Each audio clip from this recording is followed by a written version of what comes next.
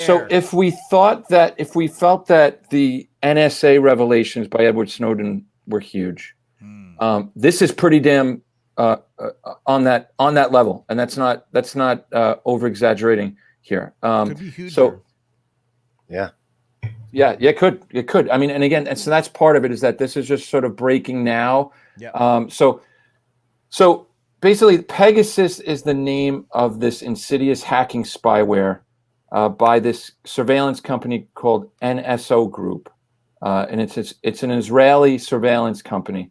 And basically, there was a leak recently, and a group of news outlets banded together, 16 of them.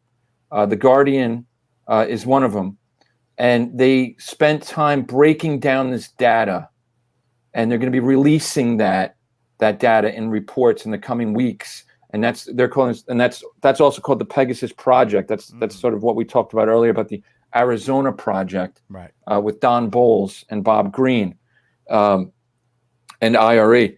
But I'm just going to read the lead to this story here, because I think it sums up the immediacy and the importance and the significance of what the hell is going on here.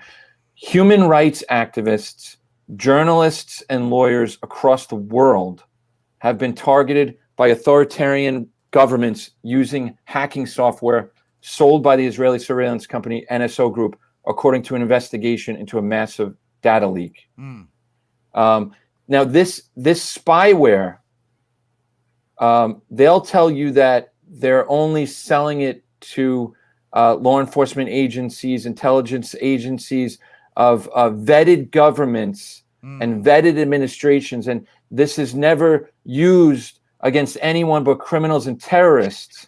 But what this leak contains is more than 50,000 phone numbers, okay, that have been at the minimum identified as people of interest by clients who have acquired this spyware. And as the Pegasus Project and these newspapers and these media outlets make their way through this list, what they're finding is that no, it's not criminals. It's not criminals and terrorists on this list. There's religious figures, there's academics, there's union officials, there's heads of state, there's presidents, there's cabinet ministers, there's prime ministers, there's journalists, there's human rights activists, and their loved ones too, right? And their families. And Rashed, because when Rashed and I find something mind blowing, we tend to just shoot stuff to each other. And one of the things he turned me on to was this insane capability of this stuff to let's just put it this way. Everyone's heard of phishing scams, where you get like a link to your cell phone, and it's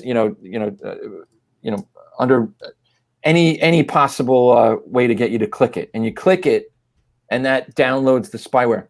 Right. Mm-hmm. You get these weird. These weird texts all the time from like random things, but some of them are like phishing bait. Like like some of them are fake and obviously fake, but some of them could fool some people and legitimately get you to work them. This spyware doesn't require the target to click the goddamn link. All they have to do is call the phone number. Send it to the phone number. Your phone is immediately infected. It can listen to the mic anytime they want. The phone, anything that's on that phone is there. The camera, they could turn on the camera, activate the mic, turn on the camera, read all the data. You don't want to turn on my mic when I'm not. It's called no-click surveillance. Bad news. And here on that list, reporters, editors, and executives at the Financial Times, CNN, the New York Times, France 24, The Economist. But I wanted to bring special attention to one particular journalist. And again, a lot of times we're doing these reports, we're just learning about. Was it me? These folks now. It is not Manny Faces. Good. Manny Faces. We don't know. Is Manny Faces on this list? We don't know. No one knows. Could be. But they found the number of a freelance journalist in Mexico on that list, who his name is Cecilio Pineda Bierto. Yeah. who the more I read of him, it's just he started like his own newspaper, like The Voice or something like that, and wrote about corruption. Well, he was gunned down. I think he was shot 10 times. While he was lying in a hammock at a car wash, right? So 2 gunmen went in there, and they knew exactly where he was.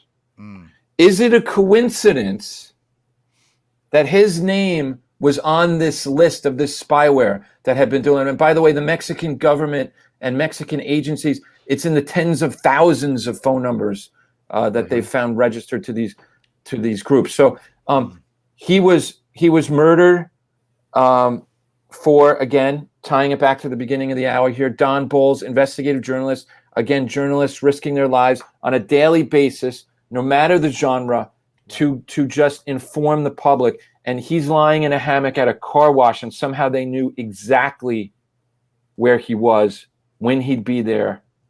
Apparently, the where he was not visible from the street. So the Pegasus Project can't explicitly state yet that it was a kill list. Right. They don't know that. His phone was never found, which I thought was interesting. And one of the gunmen was later, a couple days, found executed. But had the phone been found, we could tell, or they could tell, the Pegasus Project could tell whether or not the program had been on there at the time of his death, or how long it's been on there. An attempt or an intrusion. Exactly. Yeah. So Chris, I think you mentioned the 50,000. I think the Pegasus News Coalition was able to identify, based on some analysis of the actual phones, of actual intrusions, right? So it wasn't just these numbers on a list. They were able to actually discover that phones had this software, whatever you want to call it, on there, or if there was an intrusion attempt. And I think most of these were iPhones, right? Yeah. Across the board, the newest ones and some old ones as well. So some people think that the old ones protect from this stuff, but apparently they don't. Exactly. Like, we joke. I say, I'm an Android guy, and then iPhone people are like, well, or like same thing like Apple and Mac. Like, well, you can get hacked. You're going to get hacked. And it was like, okay, no, I mean, we're not the only ones getting hacked. Like, it happens across the board. Let me ask a dumb person's question. This is like international, Mexico, Israel, da da da da. It doesn't feel like home to me. It doesn't feel like I need to be worried. Can you kind of give it in some context as to me as a private Sure. citizen? I mean, any intrusion, anything like this where there's some type of spyware out there that can be bought and sold by governments, and they can target whoever the hell they want, should scare the living shit out of everybody. Absolutely. I think they claim that it can't be used in the United States, right? But this is the one company whose software we know about.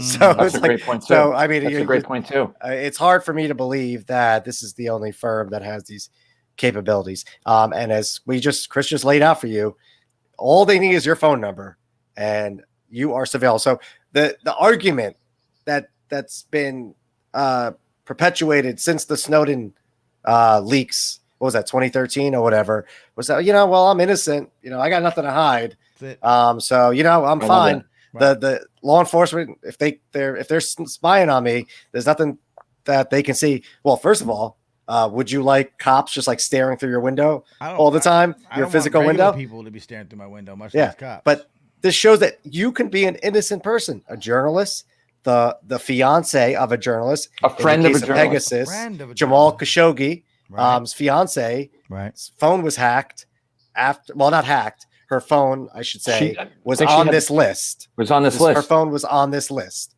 right? After the fact that he was brutally murdered.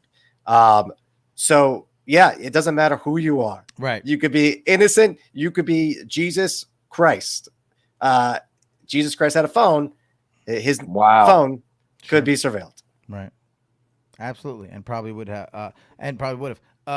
Not to mention the fact that we talk about weird things that happen to activists, activist families, There have been people that throughout the years have been.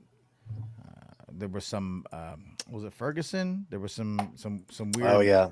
There was some mysterious deaths. Mysterious deaths of some activist type figures or people connected to activists. I'm not connecting these dots, but like you said, Rashad, this is something the thing we know about. We don't know about things we don't know about. So that this technology exists and that Israel, is using it and selling it and allowing foreign governments to use it. Who's saying that it can't be used in the U.S.? The same. The firm claims that the technology can't be used on U.S. people, but I mean, we know from our own government said the same thing once. We know from our own government right? that a lot of times what they're saying and what's in the terms of service agreement doesn't really matter. But yeah, I mean, this is huge. I don't know, like the NSA dumps were huge. I think there was like this crime thriller element of it that actually helped to get it on the map. Right. With Snowden sort of leaving and going to Hong Kong, and then the whole thing with him getting stuck in Russia. Right. And so that there was all a mystery to it that helped elevate that story. I am not a cable news viewer, so I can't tell you how much they've been covering this story. All I know is that what I'm reading, this stuff is horrifying, and I can't imagine what's going to happen in the future. I watched cable news briefly tonight, and I saw no mention of this. Obviously, it was all about whatever was happening at the moment with the commission to investigate the January 6th insurrection, which is important, surely, and with the machinations that are happening with who's going to be on that select committee and who's not going to be on that select committee, all of which means that the select committee ain't going to do nothing. It's not going to make any difference anyway. It's just a thing, but none of this important detail. Now, obviously, we showed links from Democracy Now! There are organizations that are covering this. Can we just, and of course, the consortium of organizations that are actually doing the work. Yeah, and now Amnesty International is pivotal to this. Ask, like who, if you want to follow up on this, if you want to look into this and see who's really focusing on this, and yeah, I mean the Guardian is all over it. Amnesty International is all over it. Okay. I would go to also give a plug. I think it's also Freedom Stories in France is one of the main. Yeah, and CPJ.org, the Committee to Protect Journalists, are on top of this stuff. So yeah, you can definitely you can find more information about it, and you're going to be hearing more about it as this investigation unfolds, and they're going to be naming names. So, yeah, they're already naming names of presidents. Emmanuel Macron had his number on the list. Kings of certain countries, prime ministers, presidents. I think one of the biggest sort of concerns here is what if you're an opponent of an oppressive state, and you're campaigning against that person. I mean, they might know your playbook because you could potentially be surveilled, and that's horrific when we're trying to talk about democracy. Yeah, right. And this is what kills democracies. This is what kills journalists. This is what kills human rights activists. It may have already killed many. In Rashad, to your point too, in India, this is exploding. This is a huge deal in India. You have Modi in India, who's potentially, he was using this for a long time against any type of opponent. So yeah, this shapes nations. This can take down, whoever has that cell phone in their hand. I gotta tell you, one person that wouldn't have taken down.